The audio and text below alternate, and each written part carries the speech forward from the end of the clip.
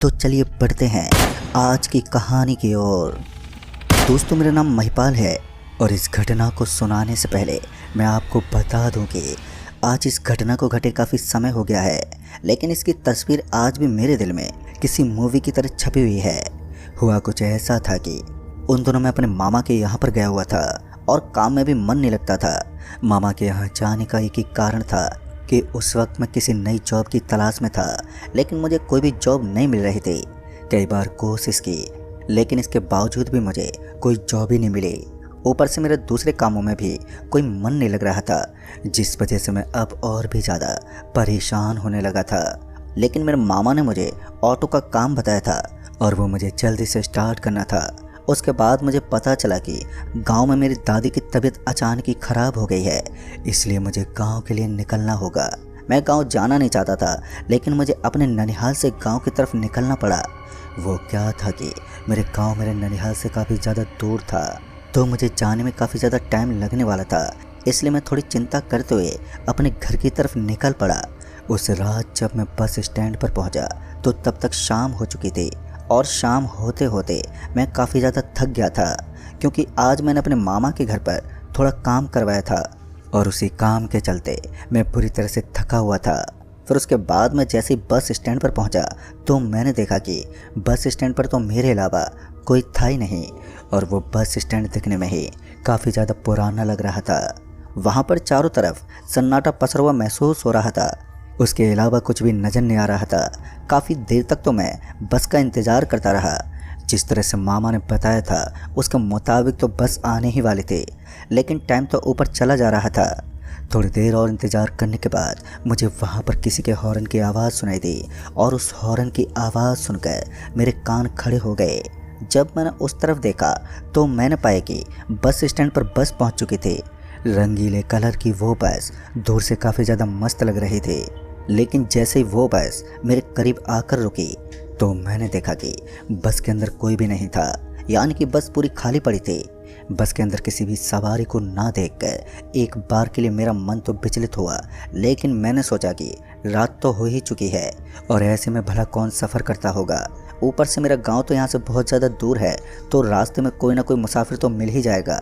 यही सोचकर मैं बस में बैठ गया, और ऊपर से ठंड बहुत ज़्यादा थी तो हाथ पैर भी कांप रहे थे। उसके बाद मैं सबसे आगे वाली सीट पर बैठा था, क्योंकि इस सीट पर बैठना मुझे थोड़ा आराम दे सकता था, क्योंकि इस सीट की विंडो टूटी हुई नहीं थी। जैसा बाहर से बस दिख रही थी वैसा बिल्कुल भी नहीं था। बस काफ़ी ज़्यादा खटारा लग रही थी। उसके बाद धूल खाती हुई वो बस अचानक ही वहाँ से चलने लगी। एक बार के लिए जब मैंने खिड़की से झांकते हुए बाहर की तरफ देखा तो मैंने पाया कि बस की स्पीड बहुत ज़्यादा थी और वो काफ़ी स्पीड से आगे जा रही थी। बस काफ़ी तेज़ चल तो रही थी, लेकिन ठंडी हवा लगातार बस के अंदर आ रही थी। लेकिन हैरान की बात तो ये थी कि वो हवा मेरे शरीर को छू नहीं पा रही थी। ऐसा लग रहा था जैसे कि वो कोई मायावी हवा है जो मेरे शरीर के आर पार हो रही हो। फिर उसके बाद उस बस का कंडक्टर एकदम से मेरे पीछे वाली सीट के पास पहुंच गया, तो मैंने पलटते हुए पीछे की तरफ देखा तो मेरी आंखें फटी की फटी रह गई। दरअसल मैंने देखा कि मुझे वहाँ पर काफ़ी सारे मुसाफिर लोग बैठे हुए नजर आ रहे थे, लेकिन ऐसा कैसे मुमकिन था, क्योंकि कुछ देर पहले तो मुझे वहाँ पर कोई भी नज़र नहीं आया था। फिर वो अचानक से ही वहाँ पर कैसे मौजूद हो गए, और इसी बात ने मुझे बहुत ज़्यादा हैरान कर दिया था। मैं कुछ सोच समझ पाने के लायक भी नहीं था। सारी बातें मेरे दिमाग से बाहर थी और किसी भी चीज़ को मैं ठीक से समझ नहीं पा रहा था। मुझे ये पता नहीं चल पा रहा था कि आखिर मेरे साथ हो क्या रहा है। कुछ देर तक तो मैं उसी बस के अंदर अपनी आंखें फाड़ते हुए अपने आजू बाजू में देखने लगा, लेकिन मुझे कुछ भी समझ नहीं आया। फिर वो कंडक्टर किराया मांगते हुए बस के सबसे पीछे वाली सीट पर चला गया, और उसके वहाँ जाते ही सामने से आवाज़ आने लगी, भाई साहब मैंने आपको पहले ही किराया दे दिया था, बार बार इस तरह किराया क्यों मांग रहे हो। और जैसे ही मैंने पलटते हुए उस तरफ देखा तो मुझे वहाँ एक आदमी बैठा हुआ दिखा, और उस आदमी को देखकर मेरी आंखें एकदम से चमक उठी। दोस्तों, ये मेरा दोस्त अजय ही था, जो मेरे बचपन का दोस्त था। और अजय को वहाँ पर देखकर मैं उसे आवाज़ देकर बोला, अरे तू यार यहाँ पर क्या कर रहा है। जैसे मैंने इतना कहा तो वो मेरी तरफ देखकर बोला, अबे भाई तू चल इधर आ जा, हम दोनों पीछे वाली सीट पर बैठते हैं, वहीं गपशप करेंगे। उसके बाद मैं उस बस की पगडंडी से होते हुए सीधा पीछे वाली सीट पर बैठा और फिर पलटते हुए वापस से सामने की तरफ देखा तो मुझे अब वहाँ पर फिर से कोई भी नज़र नहीं आ रहा था, इसलिए मुझे काफ़ी ज़्यादा हैरानी हो रही थी। उसके बाद मैंने अपने दोस्त अजय से कहा, भाई तुझे इस बस में बैठे कितनी देर हो गई है? तो उसने बताया कि उसे करीब 1 से 1.5 घंटा हो गया है, वो अभी इस बस के अंदर सफ़र ही कर रहा है। उसकी ये बात सुनकर मैं काफ़ी ज़्यादा हैरान हो गया था। तभी मैंने कहा, लेकिन यार तेरा गांव तो दूसरी साइड में है ना? तो उसने बताया कि वो पूरे दिन इसी बस के अंदर सफ़र करता है, उसकी ज़िंदगी सफ़र के अंदर बीत रही है। और इतना कहने के बाद उसने इस बात को काट दिया।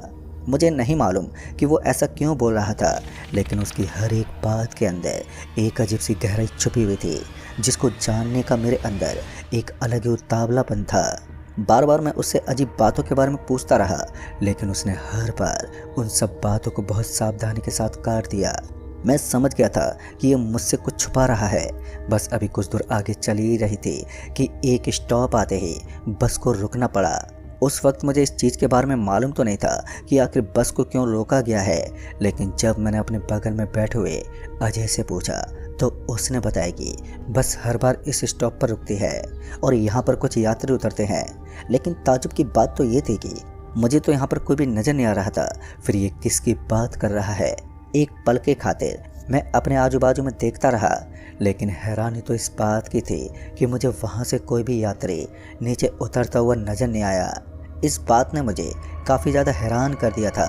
उसके बाद मैंने अपने दोस्त अजय से कहा, भाई मुझे यहाँ पर तो कोई नज़र ही नहीं आ रहा यार। तो उसने बताया कि ये सब चीज़ें दिखाई नहीं देती, बस हवा में ही धुआं हो जाती हैं। दोस्तों ये सुनकर तो उस वक्त मेरे शरीर के रोंगटे खड़े होने लगे। मैंने अपनी कांपती हुई जुबान में कहा, भाई तुम किसकी बात कर रहे हो यार, जो दिखाई नहीं देता? तो उसने बताया कि ये सब भूतों की ताकतें होती है जो इस बस के अंदर चढ़ती है। पता नहीं उस वक्त मेरा हाथ किसी तरह मेरे दोस्त से टच हो गया और जैसे मैंने उसके शरीर को टच करने की कोशिश की तो मैं ये देखकर बुरी तरीके से हैरान हो गया कि मेरा हाथ तो उसके आर पार हो गया है। और इतना होने के बाद तो मेरे लिए समझ पाना बहुत ही ज़्यादा आसान हो गया था। मैं समझ गया था कि अब मैंने जिस चीज़ को छुआ है वो एक प्रेत है और उस भयानक प्रेत से बचकर निकलना मेरे लिए कतई आसान नहीं होगा। मैं तुरंत ही अपने मुंह में नाखून चबाकर वहाँ से भागने लगा। मौका पाते ही मैं बस से नीचे उतर गया और बस से नीचे उतरने के बाद जब मैंने बाहर की तरफ देखा तो मैंने पाया कि मुझे बाहर की तरफ कुछ अजीब सा लग रहा था। चारों तरफ लंबे लंबे पेड़ दिखाई दे रहे थे और एक अजीब सी परछाई सामने थी। मुझे ऐसा लग रहा था जैसे कि मैं किसी ऊपरी जगह पर आ गया हूँ, यानी कि कोई ऐसी जगह जहाँ आज से पहले मैं कभी नहीं आया और ये जगह हमारी दुनिया से काफ़ी ज़्यादा अलग थी।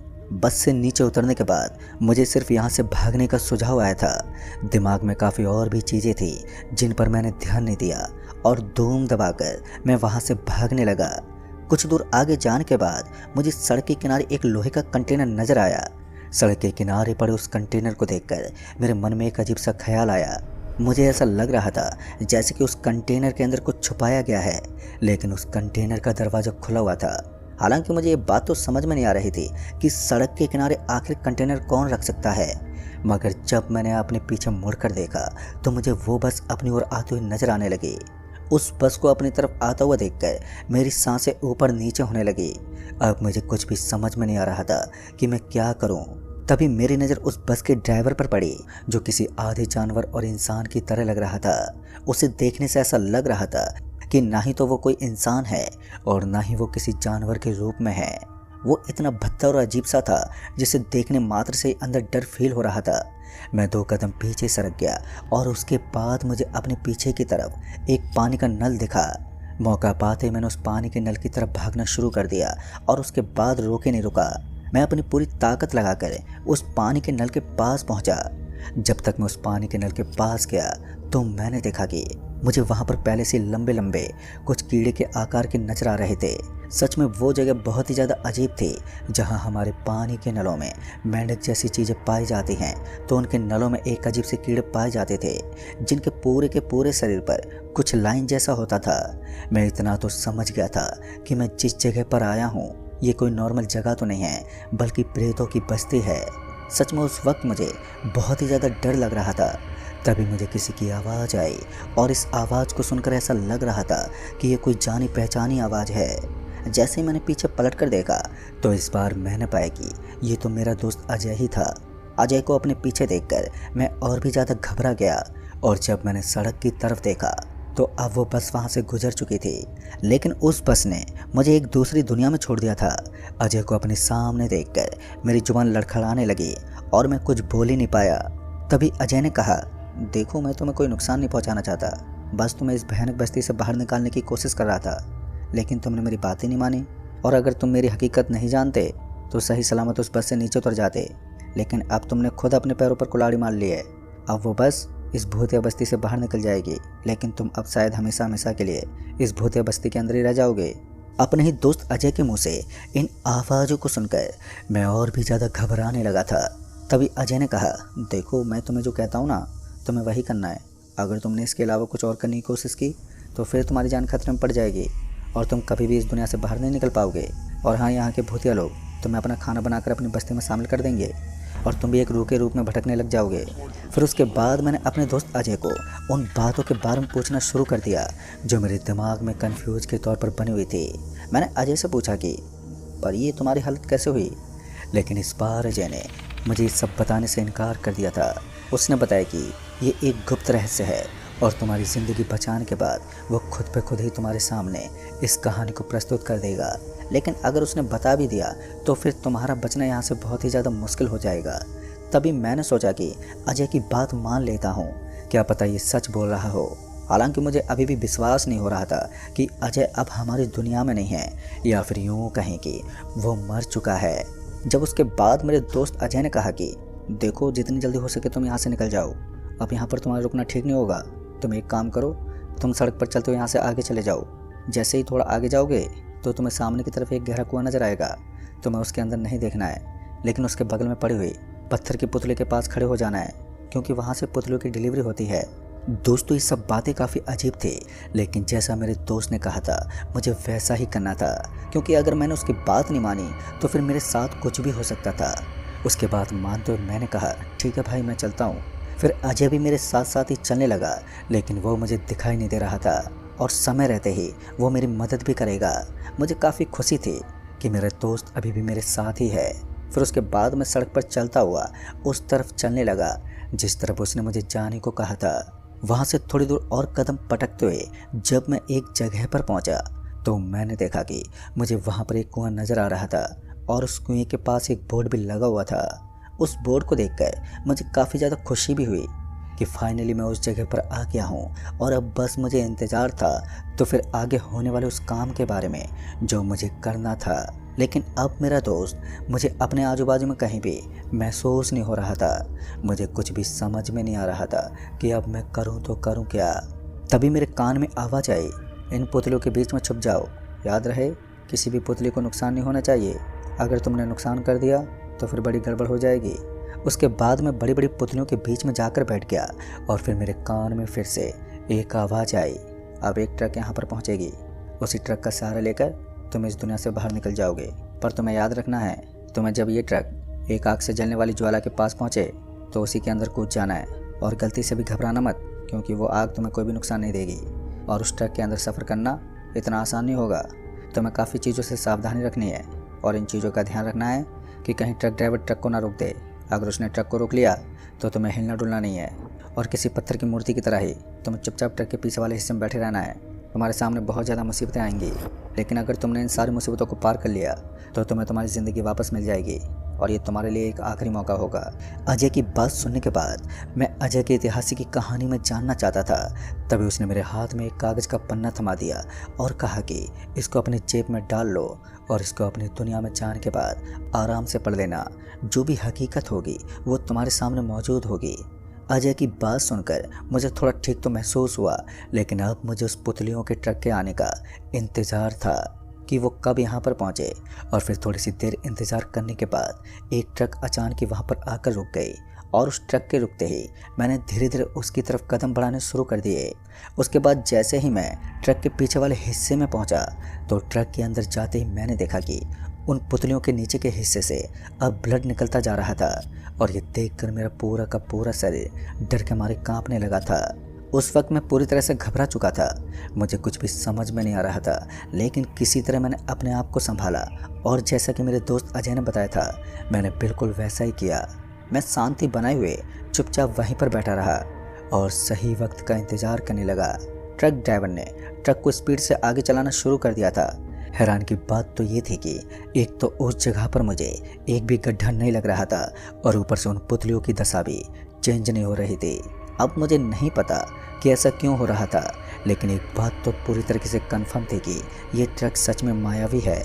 पता नहीं कैसे, लेकिन उस ट्रक की रफ्तार के साथ साथ उसकी अजीब हरकतों से ये तो पूरी तरह से पक्का हो चुका था कि ये ट्रक उसी जगह पर रुकेगी जहां वो रास्ता निकलता है और मैं अपनी दुनिया में पहुंच सकता हूं। और इतना तो पूरी तरीके से मैं जान गया था कि ये ट्रक कभी भी मेरी जान ले सकती है।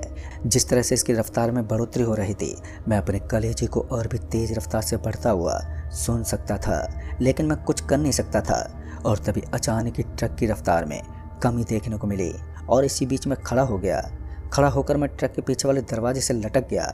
जब मैंने झांकते हुए अपने आजू बाजू में देखा तो मुझे उस वक्त बहुत गहरा और सन्नाटा ही पसरा हुआ नजर आया।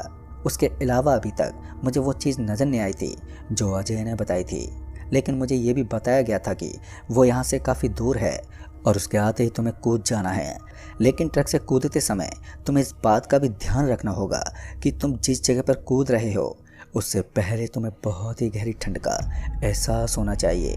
लेकिन अभी तक मुझे ऐसे किसी भी चीज़ का एहसास ही नहीं हुआ था कि मैं उस जगह पर कूद सकूं।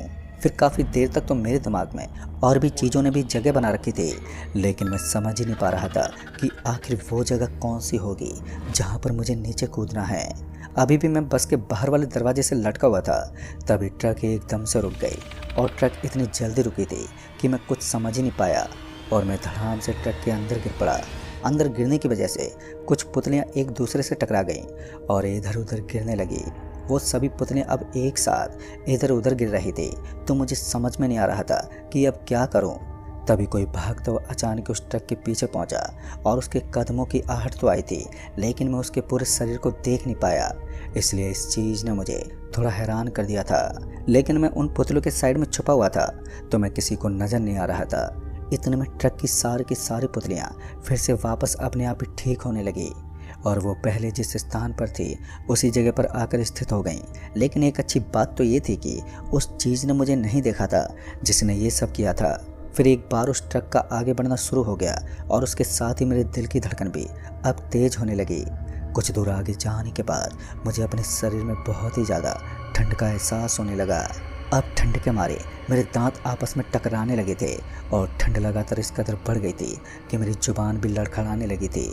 सब कुछ इस कदर ठंडा पड़ गया था कि मेरा पूरा का पूरा शरीर किसी बर्फ़ की तरह जमने लगा और उस भयानक ठंड से थोड़ा सा गुजरने के बाद ही मैं वापस से उस ट्रक के दरवाजे के पीछे पहुंच गया।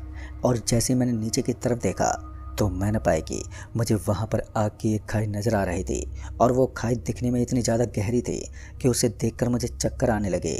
लेकिन उस वक्त मैंने हिम्मत दिखाई और अपनी तरफ से पूरा जोर लगाकर ट्रक के उस पीछे वाले दरवाजे को छोड़ दिया और उसके बाद एक छलांग लगा दी। जैसे ही मैंने ट्रक से छलांग लगाई तो मुझे ऐसा लग रहा था जैसे कि मैं आसमान की ऊंचाई से नीचे गिरने वाला हूँ, मानो अब मेरा पूरा शरीर टूटने वाला है। उस वक्त मुझे बहुत ज़ोर के चक्कर आ रहे थे और मेरा पूरा शरीर भारी हो गया था और उसके बाद एक पल के खातिर मेरी आंखें बंद हो गईं। मेरी आंखें बंद होने के बाद मुझे नहीं पता कि मेरे साथ हुआ क्या है, क्योंकि फिर जब दोबारा मैंने अपनी आंखें खोली तो मैंने देखा कि मैं हॉस्पिटल के एक बेड पर पड़ा हुआ था और मेरी जेब में अभी भी वो एक कागज़ का पन्ना था जो अजय ने मुझे दिया था। लेकिन आज तक मैंने उस पन्ने को नहीं पढ़ा क्योंकि उसके जस्ट ऊपर लिखा हुआ था 17 साल बाद इस पन्ने को ओपन कर लेना और फिर जो मुझे देखने को मिलेगा वो सबसे अजीब होगा। दोस्तों, मैं आज तक उस पन्ने को नहीं खोल सका क्योंकि उसके ऊपर कसमों की बारिश की गई है और कुछ ऐसे राज बताए गए हैं जिनको जानने के बाद मैं इस पन्ने को नहीं खोल पाया हूँ। तो दोस्तों, इस कहानी में बस इतना ही। कहानी आपको पसंद आई हो तो वीडियो को लाइक शेयर ज़रूर कर दें और साथ ही हमें नीचे कमेंट बॉक्स में ज़रूर बताएं। जल्द ही मिलूँगा ऐसी एक और नई कहानी के साथ। तब तक के लिए बाय एंड टेक केयर।